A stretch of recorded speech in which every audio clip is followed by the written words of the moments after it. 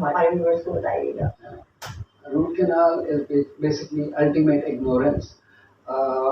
आपके दांत में सेंसिटिविटी डेवलप होती है, आप उसको एड्रेस नहीं करवाते डॉक्टर के पास जाके, फिर उसके बाद एक सर्टेन स्टेज पे जाके उसमें पेन शुरू हो जाता है, फिर भी आप एड्रेस नहीं कराते और कोई डॉक्टर्स टूथपेस्ट कोई इस तरह ब्रांड्स यूज करते हैं जो मेडिकेटेड पेस्ट होते हैं, सेल्फ मेडिकेशन करते हैं। अल्टीमेटली जो थर्ड स्टेज होती है कि वो उसके नीचे कोई स्वेलिंग हो जाती है, तो फिर आप परेशान होते हैं कि अब डेंटिस्ट के पास जाना चाहिए। तो मोस्टली इसी तरह होता है कि हमारे पास जो केसेस आते हैं उनमें एक्सपोजर हुआ होता है। एक्सपोजर का मतलब ये है कि अल्लाह ने हमें जो दांत की 3 सतहें दी हैं, पहली सतह एनेमल है जो हार्डेस्ट टिश्यू है बॉडी का, तो वो जब चला जाता है because of lack of brushing and hygiene maintenance और इवन बिकॉज ऑफ ट्रॉमा, कोई रोड ट्रैफिक एक्सीडेंट की वजह से। सेकेंड लेयर डेंटिन है जहाँ सेंसेशंस थोड़े से बढ़ जाते हैं, इवन स्वीट सेंसेशंस भी लगने लग जाते हैं।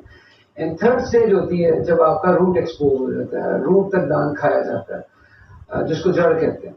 तो एक दफा वहां तक इन्फेक्शन अगर पहुंच जाए या वहां तक एक्सपोजर हो जाए तो उस दांत में कभी फिलिंग नहीं की जा सकती। फिर उसका एक ही हल होता है कि आप रूट कैनाल ट्रीटमेंट करें, मतलब वो जो रूट इन्वॉल्व हुआ है उसके कैनाल को क्लीन करें, उसको खास शक्ल दें और उसमें आर्टिफिशियल रूट्स क्राफ्ट करें, मसनूई जड़ें भरें। एक दफा बुनियाद मजबूत हो जाए फिर उस पर हमारा तामीर की जा सकती है, लाइक उस पर फिर आप क्राउन लगवाएं, लेजर फिलिंग करवाएं, रेस्टोरेशन कराई जा सकती है। तो basically root canal is all about involvement of root, जिसमें पेन शुरू हो जाता है पेशेंट को। अच्छा, मोस्टली ये होता है मसूड़ों से खून आना और उसके बाद जो है वो पस पड़ जाना, ये कितना खतरनाक होता है? गम्स जो है ये सपोर्ट है दांतों की।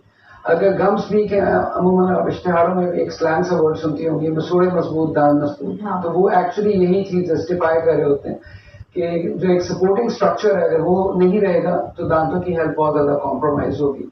वो भी अगेन हाइजीन मेंटेनेंस अगर प्रॉपर नहीं होती, और उसमें मैं जो एम्फसाइज करता हूँ रेगुलर मेंटेनेंस पे, ये नहीं है कि 2-3 दिन बाद जोश चढ़ा और बहुत अच्छी हाइजीन मेंटेन कर ली।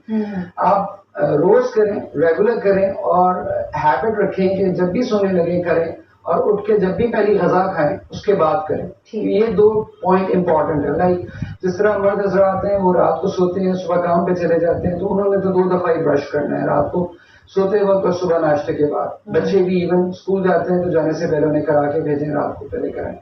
खवातीन अगर दोपहर को कोई पावर नैप लेती हैं, उनकी हेक्टिक लाइफ होती है घर में, किचन एंड ऑल दैट, तो they need a bit of rest, तो उनको